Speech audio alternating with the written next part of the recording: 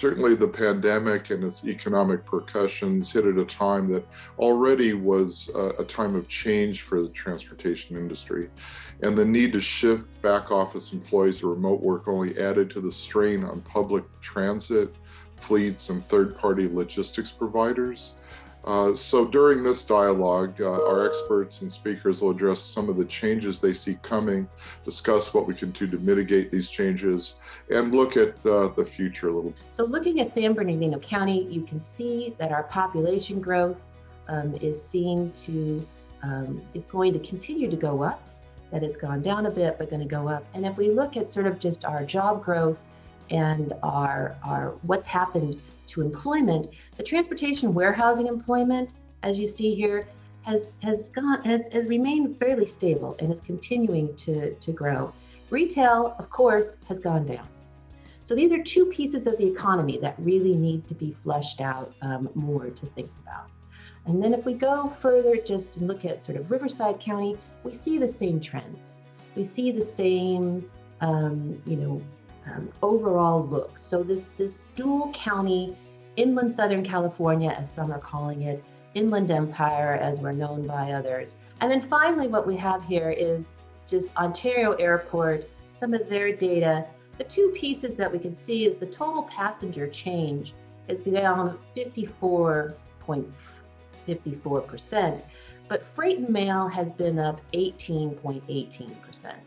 So again, general trends within our area and our community to get us started within this conversation today. Clearly, this is an unprecedented event that's really had a chance to change patterns and behaviors in a much more substantial way just because of the persistence of the event and the way we've had to deal with it and develop accommodations and adaptations. Telecommuting, as I referenced, is probably one of the more pronounced changes. This commuting travel, it drives the peak period demand. It's these peak periods that drive our infrastructure, our transit service peak levels, etc. So those are critical numbers simply because they drive the peak periods and influence the congestion levels, etc. So it's a big number. 34% of households have been impacted with at least one or more members no longer commuting to work. And there's a huge income variation. And this isn't really hard to explain. A lot of the higher income jobs tend to be jobs where there's a propensity to have information and technology activities. Those are much more conducive to telecommuting than our service type employments, construction trades, manufacturing, etc., that tend to be more modestly compensated. So there's not a lot of surprises in here, but it has some very significant implications for transportation and particularly for public transportation.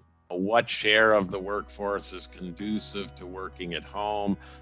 We were seeing estimates anywhere from 25 to 40%. That, of course, always changes as the nature of the economy changes and as employers and jobs adapt and accommodate. So that could shift. We're almost inevitably going to have hybrid situations in the vast majority of workplaces. So if you're going back to work to see everybody, everybody might not be there. And you're still likely to have Zoom participation of some share of the workforce on various meetings and venues, etc. Telecommuting is geographically specific as well. It's office type jobs, which tend to be central business districts, also tend to be key transit destinations that are likely to be impacted. So if a post-COVID scenario says that, we're no longer the 5.7% work at home that we had in 2019, we're say 12% or 15%, well, that might be 20 or 30 or 40% in a central business district office cluster. First off, as we started 2020, a little bit ahead of 2019 levels, VMT had been growing for a number of years, and that trend looked like it was going to continue, and then the pandemic started. So there we see the sharp drop with, again, the red line being 2020 numbers compared to the blue line 2019 numbers. We're going to see fundamental changes in transportation that in the end didn't quite play out as much. That we're going to see travel returning and more driving and presumably more transit use as well. More than maybe the changes in work from home. And they're looking out quite a few years in the future. But maybe that's an indication of where things might be going in the future as well. I personally think there are more unknowns than knowns, but we are all part of this experiment, whether we want to be or not, and we will all be part of moving forward to whatever direction things go in the future. Metrolink does link together the Southern California mega region with a 538 route mile network. We're the third largest passenger rail system in the country. We connect hundreds of communities in 6 counties and provide free transfers to more than 50 connecting transit operators like Omnitrans and Foothill Transit in the region. 4 of Metrolink's 7 lines directly serve the Inland Empire with 17 neighborhood stations.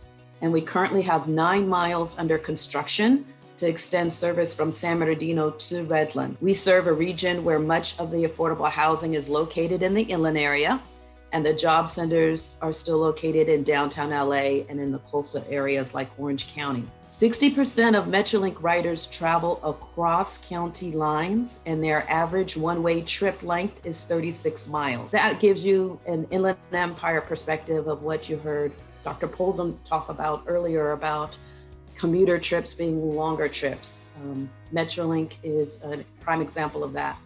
And pre-COVID, 85% of Metrolink riders owned a car.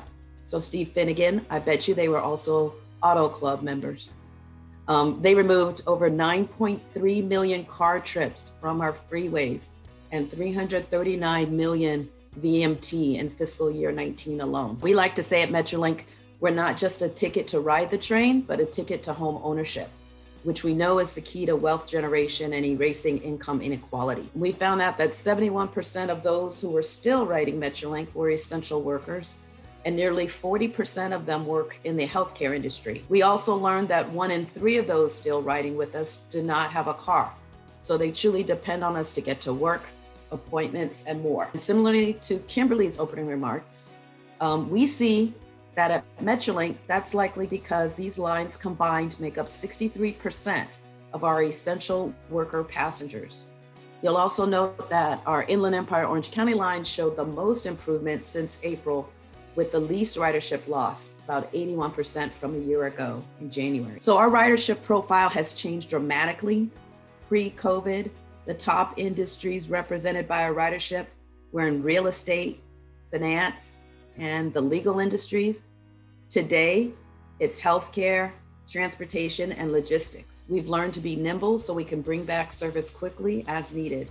And these changing dynamics of the pandemic have forced us to revise our recovery forecasts. And I like what the doctor said, should be scenarios, because it's really a lot of uncertainty out there. When the world opens back up, the landscape will have changed. In this new normal, we will begin serving an expanded ridership demographic with changed behaviors, and will no longer be able to rely solely on connecting commuters to their jobs. We believe that there's a great opportunity in building out regional rail travel, contributing to the economy, equity, and the environment across Southern California. Telecommuting gets here to stay. I do think that the 5-day-a-week in office is dead. As Dr. Polson mentioned, I've been reading a lot about the 3-2-2 work week schedule. So we have to adapt as an employer to that flexibility. And I also think it's going to be critical if you want to be an employer of choice. For me, the ideal outcome out of COVID would be us all functioning and operating in a more effective and productive way so that we can really realize the mobility gains that we want, which is congestion relief, which directly improves our local economy for the Inland Empire. It improves air quality for the Inland Empire, and it addresses equity.